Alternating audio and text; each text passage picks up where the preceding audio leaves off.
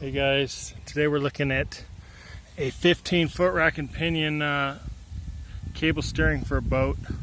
So this is on a 2001 Bayliner 1950 Capri. It was really hard steering. This is the old cable. You can see all the crap it's got on it. This is the new one we just bought. You can tell what size it is as it tells you right here. Here's the old one.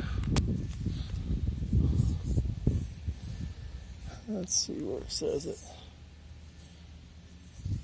Anyways, it will be engraved in the cable.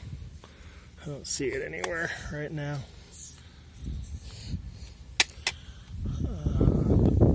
The last two digits on the Teleflex are how many feet they are. So this one's a 15-footer. So let's go put this new one in and see how much of a difference it made. I could hardly turn the other one, even at idle. So hopefully this solves our problems. And I'll do a follow-up when I get it in.